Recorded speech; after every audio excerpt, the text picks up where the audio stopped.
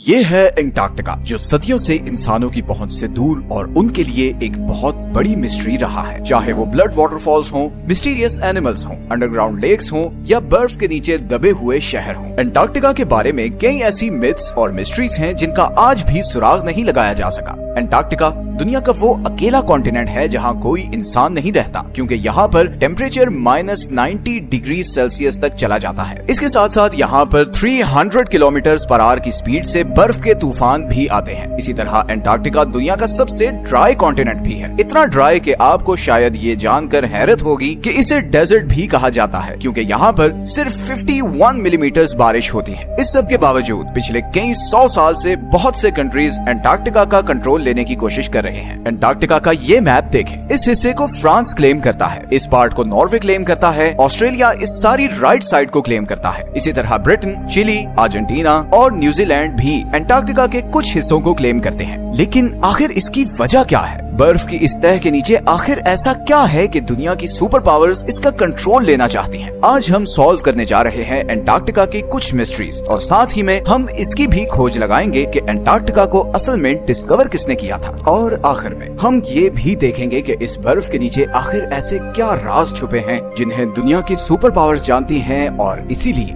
वो एंटार्क्टिका का कंट्रोल लेना चाहती हैं।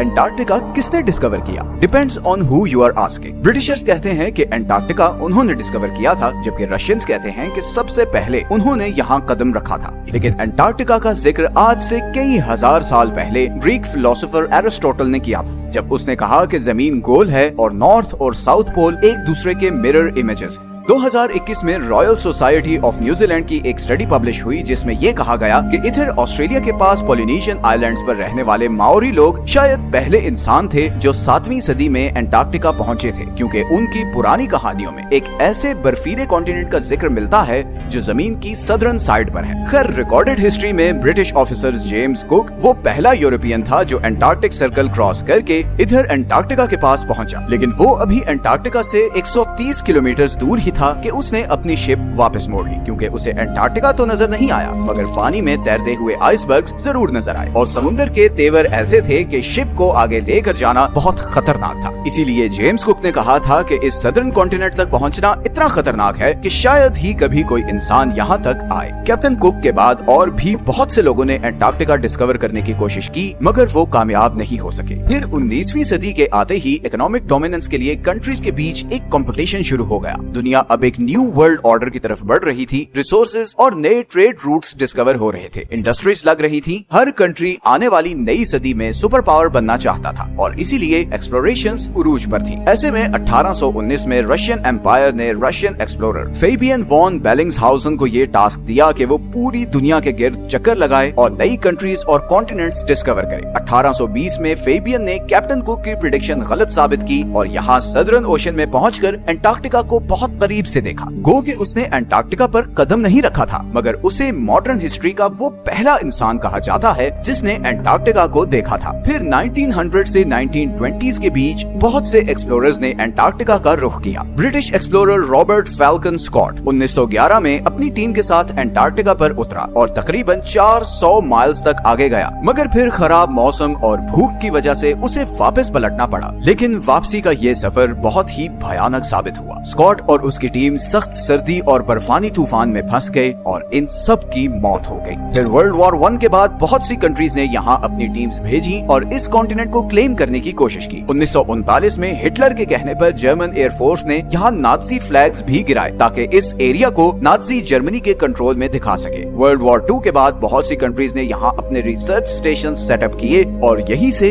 फिर एंटार्क्टिका के बारे में मिस्टीरियस डिस्कवरीज होना शुरू हुई। सबसे पहली और बड़ी मिस्टीरियस डिस्कवरी ये है कि किसी जमाने में एंटार्क्टिका पर बर्फ नहीं बल्कि घने जंगल थे। इंपीरियल कॉलेज ऑफ लंदन के साइंटिस्ट्स के मुताबिक उन्हें यहाँ फॉसिलाइज्ड वुड मिली, जिससे पता चलता है कि करीबन 90 मिलियन ईयर्स पहले एंटार्क्टिका एक गर्म कॉन्टिनेंट था जहाँ पर घने जंगल होते थे। इसके अलावा उन्हें यहाँ कुछ ऐसे इंसेक्ट्स के फॉसिल्स भी मिले जो सिर्फ गर्म इलाकों में होते हैं। एंटार्क्टिका के बारे में दूसरी बड़ी और मिस्टीरियस डिस्कवरी ये थी कि इस 3 किलोमीटर की बर्फ के नीचे 400 लेक्स हैं, जिनका अपना ही ही इकोसिस्टम है। वहाँ पर ऐसे समुद्री जानवर हैं जो पूरी दुनिया में कहीं नहीं होते, जैसे ये बड़े बड़े स्पाइडर्स और सी थ्रू जेलीफिश। ये बर्फ के नीचे एक अलग ही दुनिया है। इसी तरह अंटार्कटिका पर एक और चीज जिसने बहुत से एक्सप्लोरर्स को बहुत सालों तक पजल किए रखा, वो ये खूनी चश्मे हैं। मैकमर्डो की वैली में ये वाटरफॉल ऐसे है जैसे बर्फ से खून निकल रहा हो। मगर हाल ही में साइंटिस्ट्स ने ये डिस्कवरी की है कि इस वाटरफॉल का सुर्ख रंग इसलिए है क्योंकि इस चश्मे को एक बहुत ही सॉल्टी लेक से पानी आता था, जिस पर अब कई 100 फुट बर्फ पड़ चुकी है और वो लेक एटमॉस्फेयर से बिल्कुल कट ऑफ है। इस पानी में बहुत ज्यादा आयरन है और इसीलिए जब ये पानी चश्मे में आता है तो ऑक्सीजन और धूप की वजह से पानी में मौजूद आयरन ऑक्सीडाइज होता है और उसका बिल्कुल जंग जैसा कलर हो जाता है। अंटार्कटिका के बारे में तीसरी सबसे बड़ी मिस्ट्री और कॉन्स्पिरेसी ये है कि इस बर्फ के नीचे कोई एंशिएंट सिविलाइजेशन है। बहुत से लोगों ने ये क्लेम किया है कि यहाँ पर एलियन स्पेस शिप्स भी देखी गई हैं। 2016 में गूगल अर्थ पर अंटार्कटिका में बहुत सी अनयूजुअल एक्टिविटीज रिकॉर्ड की गई हैं। कॉन्स्पिरेसी थ्योरिस्ट्स जहाँ इन्हें एलियन यूएफओज कहते रहे,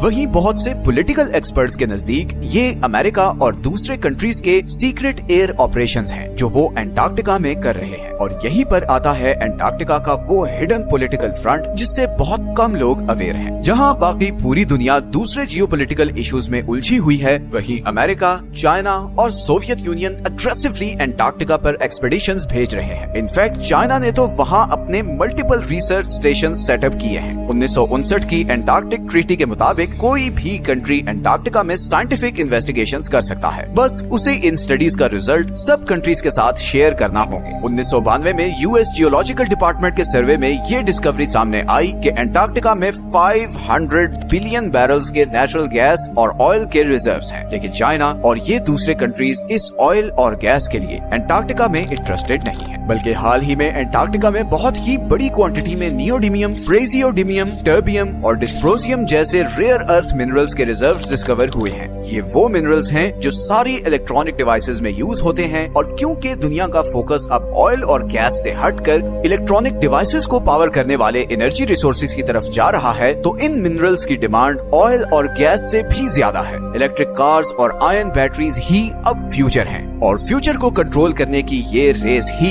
इन सुपर पावर्स को अंटार्कटिका की बर्फ और तूफानों में ले आई है। अंटार्कटिका की लास्ट मिस्टीरियस डिस्कवरी ये सदर्न ओशंस है। दुनिया के खतरनाक तरीन समुद्रों में सदर्न ओशन का नाम आता है। हमारी दुनिया का क्लाइमेट और वाटर सप्लाई ये सदर्न ओशन ही कंट्रोल करता है, क्योंकि ये अटलांटिक और पैसिफिक ओशन के साथ भी मिलता है। साइंटिस्ट्स के मुताबिक दुनिया का 15% carbon emission southern ocean absorb करता है और ग्लोबल वार्मिंग के साथ साथ इस ओशन की इम्पोर्टेंस बढ़ती जा रही है, क्योंकि यहाँ पर जमी हुई बर्फ पिघल रही है और बर्फ के पिघलने से बहुत से खजाने अब बाहर आ रहे हैं जिन समुद्रों में कभी इंसान जाने का सोच भी नहीं सकते थे। बहुत जल्द वो इम्पोर्टेंट ट्रेड रूट्स बनने वाले हैं। अंटार्कटिका पर अब भी बहुत सी स्टडीज चल रही हैं और हु नोस कि आने वाले टाइम में और क्या मिस्टीरियस चीजें अंटार्कटिका के बारे में डिस्कवर होंगी। ये हैं वो सारे सोर्सेज जहां से हमने इस वीडियो के लिए कंसल्ट किया है। अगर आपको इस तरह के टॉपिक्स पसंद हैं तो नीचे कमेंट्स में जरूर बताएं। मिलते हैं नेक्स्ट वीडियो में एक और इंटरेस्टिंग टॉपिक के साथ। अपना ख्याल रखें। अल्लाह हाफिज।